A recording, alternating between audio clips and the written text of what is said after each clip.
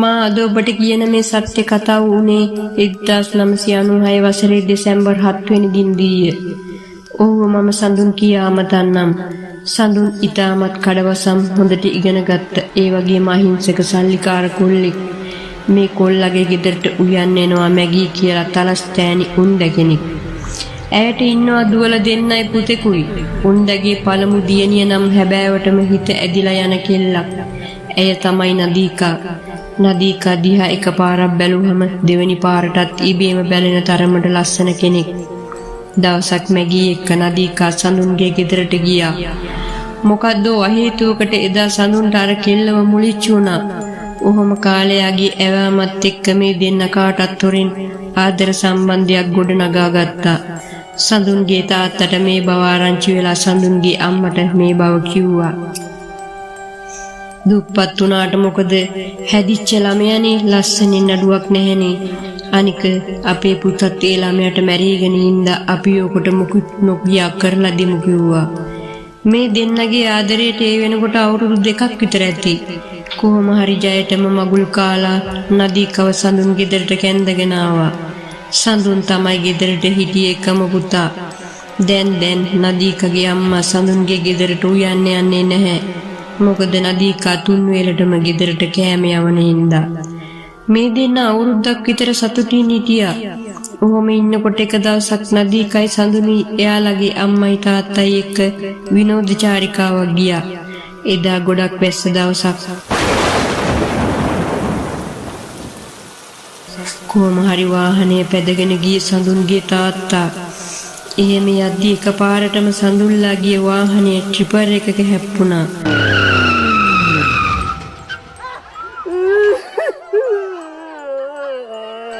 සඳුන්ගේ අම්මයි තාත්තයි දෙන්නම එතනම මැරුණා.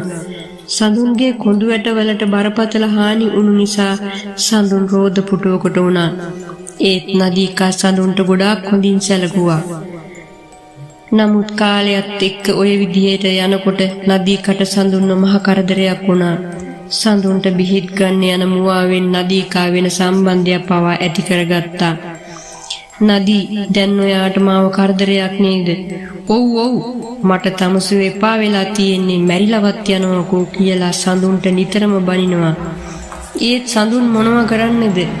මේ කොල්ලා නිතර නිදි බෙහෙත් බොන්න පුරුදු වුණා. ඔය අතරේ නදීකගේ අනියම් පෙම්වතා නදීකව හොයාගෙන ගෙදරටත් එන්න පටන් ගත්තා. දැන් ඉතින් එයාගේ අලුත් පෙම්වතා ඇරෙන්න සඳුන් කෑවද බිව්වද කියලාවත් හොයන්න එයාට වෙලාවක් තිබ්බේ නැහැ. එක දවසක් වෙච්ච සිද්ධියකට නම් හදවත පිච්චිලා ගියා.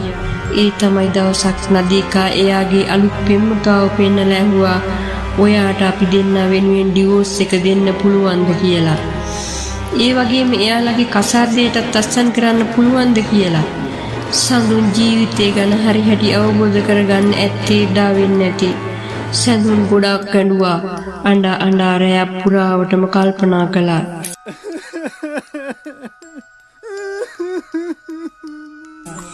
සඳුන් හිතලා හරිම තීරණයක් ගත්තා.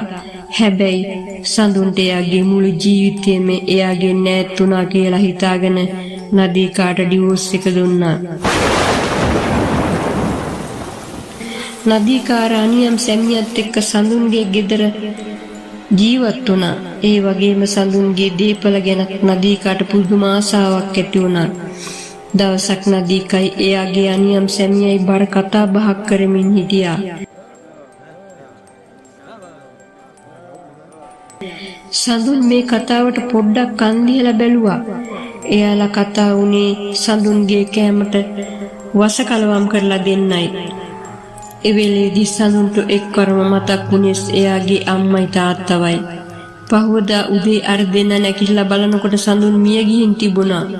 නිදිපෙති අධික ලෙස බීපු නිසා ඔහු මිය ගියේ. ඔහුගේ දේහය ගෙදර තැන්පත් කරලා තියෙද්දී ගේ ඇතුලෙන් සඳුන්ගේ රෝද පුටුවේ සද්දය නදීකාට ඇහුණා.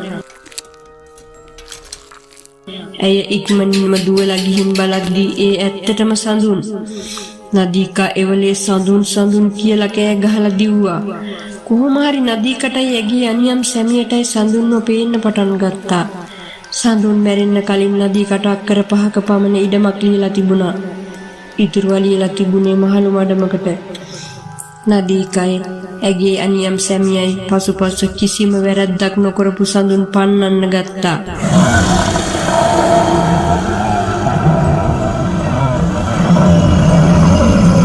ඔහුගේ ගෙදර නදීකට ඉන්න දුන්නෙම නෑ.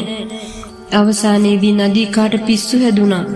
නදීකා අදටත් පිස්සියා. ඇය අදටත් සඳුන් කියලා අඬ ගහනවා. අවංක සිතින් සඳුන්ට ආදරය කළා. ඇය දුප්පත් වුණත් සඳුන්ගේ තිබුණු මනුස්සකමට ඇය නිග්‍රහ කළා. ඇයට අත්විඳින්නට වූයේ දෙවියන් විසින් දීපු දඬුවමක් දෝයත් එසේ විය හැකි. ආදරය සොයා ගිය හැමෝම ආදරය වගේ දුටුවේ නෑ. ආදරය දුන්නු හැමෝම ස්නේහය හසරෙන් ලැබුණේ නෑ. ප්‍රේමයට සරදම් නොකිරීමට බොහෝසේ උත්සුක වන්න අප විසින් ප්‍රේමය සොයා යාමෙන් පළක් ඇත්තේ නෑ. මන්ද ප්‍රේමය ඇවසිනම් පමණක් දිනක එය අපවම සොයා එනු ඇත.